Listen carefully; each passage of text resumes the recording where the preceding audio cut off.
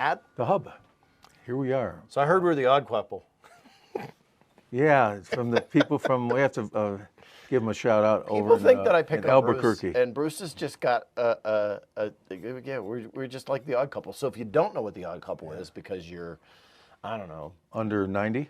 young, yeah.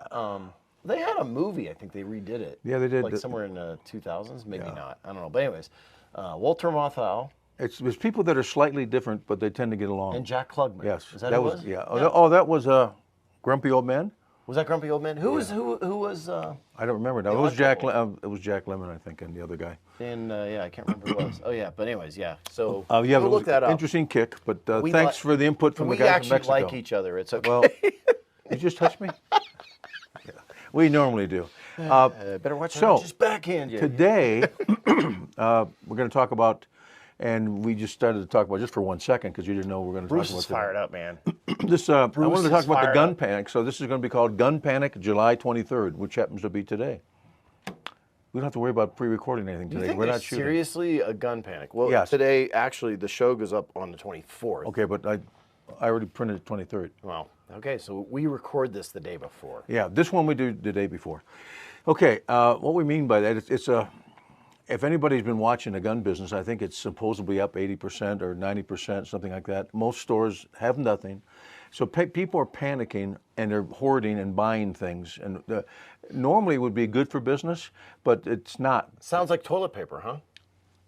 Or remember 22 shells a long time ago? 22 shells. If you didn't have 25,000 rounds? Holy crap, people were going crazy. Like, Yeah. no, we're never going to see him again. And they came And back. the reason I bring this up is we're doing, just to let you know, we did just get the third-year award for the best up here on the mountain for training. So our team is really, really good. And Michael's doing a really good job looking for ammo. We had a conference call with Frank next door and Michael, and he brought us up to date on all the stuff and how difficult some of this stuff is. And so I would like to talk about that a little bit. And how I started to look at it was about a week ago when I saw people coming in here from Texas, New Mexico, the people that talked about us being the odd couple. Right. Listen to the podcast. But somebody from New Mexico can't buy a gun in Arizona. No, they're buying ammo. Oh, they're buying ammo. Okay. They're buying ammo. Now, they would buy a shotgun if we had one. Okay, could do that. Because most long guns, I mean, you couldn't do that from California, I don't believe. Some of them you can't, some of them you can. We don't know which ones are good, so a lot of stores don't do anything with California. Right. But other states like Texas and New Mexico, you can buy hunting long guns, Okay. just not handguns. So the handgun is a law for, you have to be in the state you reside to buy a handgun. Yeah. And that's federal. So I'm starting to watch all this come in, and what's happening, a lot of people are telling me what's going on in other stores. Michael mentioned it yesterday that we're not increasing prices to get what we could get for them because people are selling them automatically on Arms List or wherever they sell them. Not Craigslist. I don't think you can sell ammo and stuff. No, Craigslist. Or they take them to swap meets and they jack up the price. The only thing we've seen is the ammo that we used to sell. We used to always have a good deal on Target ammo, not reloads, brand new, a good manufacturer, but it was always in the $8.95 to $9.95, $10.95 box of 50, so you could go out and practice. Right. That no longer is available, so we're buying other brands that are good, but they're not the $8 and $9.95. The brands have to be sold for $12.95, and that's just because it's a different brand than we sold before. It's not because we raised the prices per se. So right when the point that people hear that it's hard to get something, they freak out and try to go buy more. Correct. And what's happening is a lot of times, and then so that's about the ammo and the guns.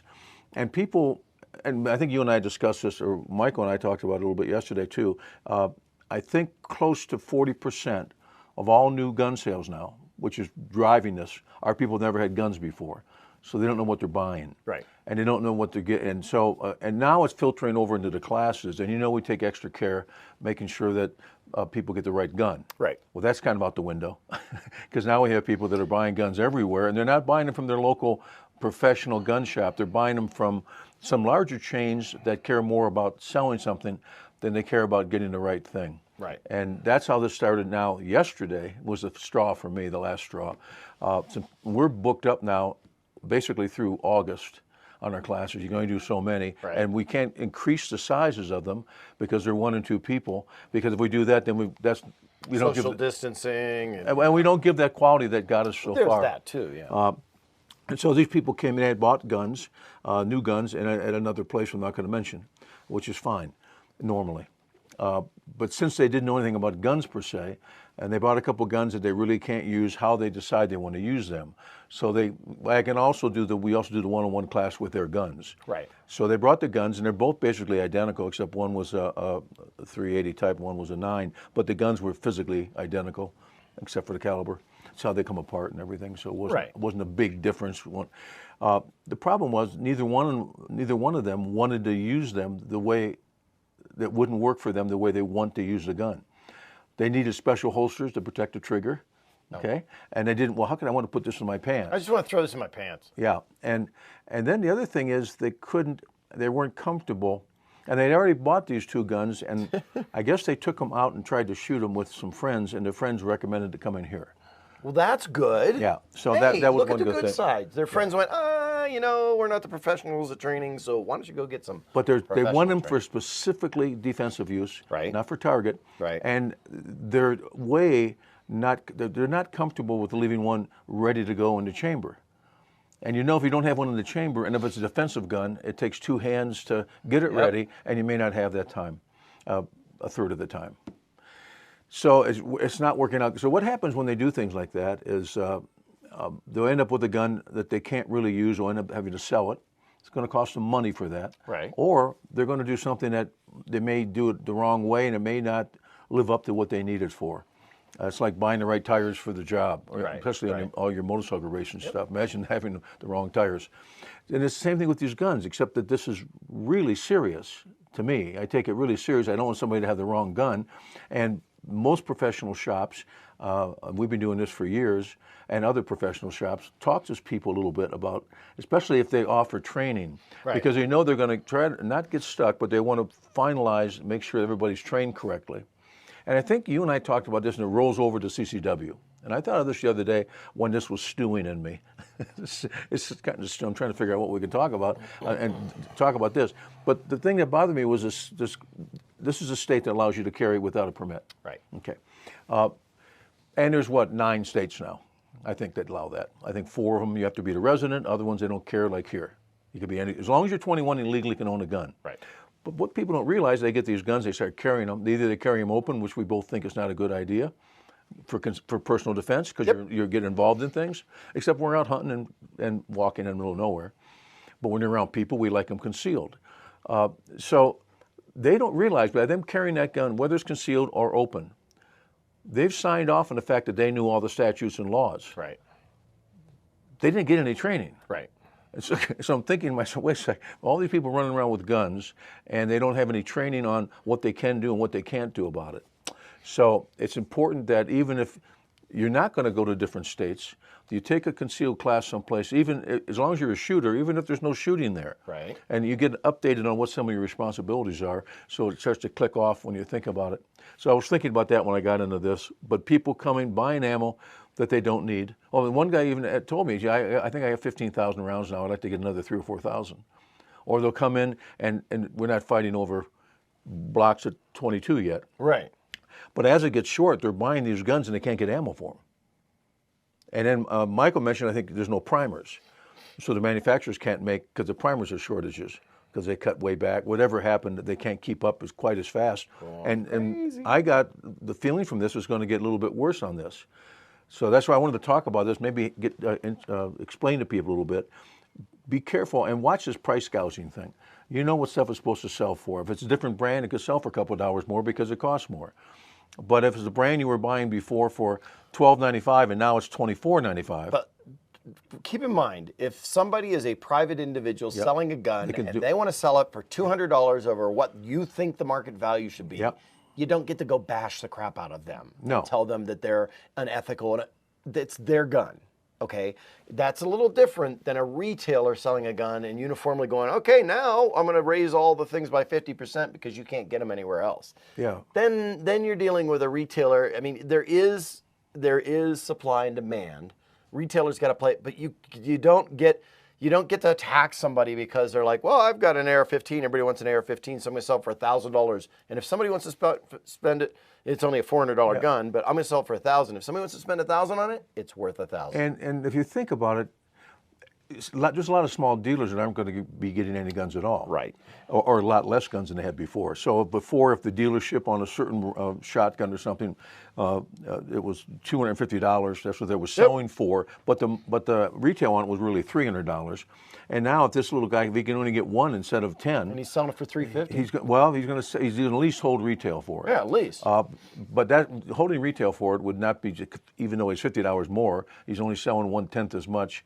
And But he's also got to look at is- himself and being able to Correct. feed his family, and the fact that he's not going to be able to get guns in the next few months. So, But this leads over to what people can do right now Right. before they panic. And so people come in and they just buy anything because there's nothing there. And the people at the counter don't ask them questions. And they don't know what they want it for. Is that a 9mm? Can I have that? so here's the reason not to panic. Yeah. The ability to manufacture guns has not gone away. The ability to manufacture primer, ammo, all of that stuff hasn't got. Just the demand has outpeaked the supply.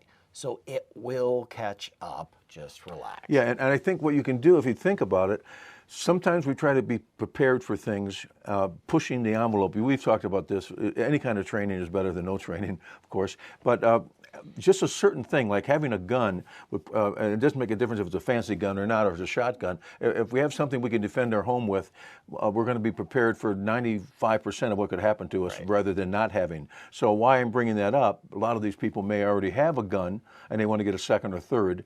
For them, they could possibly wait a little bit and get the exact right one. And the other thing is you may already have a shotgun or something at home that's in the closet, but it's a hunting gun. Right. If you don't know anything about it, go, again, your local professional shop, and that's normally an independent that's got maybe 1 or 2 stores or 3 or 4, but a smaller shop that cares more about keeping business going and helping people when we're done with what's going on now. You got it. So anyway, so shortages, price gouging, it leads to bad decisions by us as consumers. We may or may not buy the right gun. We're in a hurry to get one, and it doesn't work out for us, and it costs us hundreds of dollars, or we spent more than we needed to spend originally on a gun that doesn't do what we want. But slow down a little bit and talk to your local people coming here all the time. What do you think of this? You know, and we'll ask a question and try to help. Mike's doing everything he can to get ammo, and what I've heard from other people is we have representation of guns and ammo unlike most stores, including some chain stores that happen to be in this town, which I won't bring those up. Okay. But anyway, I'm done ranting and raving. Is this rant and raves or is this gun panic July 23rd? Who's panicking? Bruce is. I'm not panicking. He's I'm out relaxed. Of control. We got to settle him down. This is one time I'm glad I already had a gun. There you go. Hey, so have fun out there. Be calm And be safe. Nice to each other. Okay, do that definitely for sure. Check out the Hub AZ, Facebook, Instagram. I'm Birdman. And I'm Bruce, and be safe. Thanks for subscribing, and thanks for your comments. Yes, we like the comments.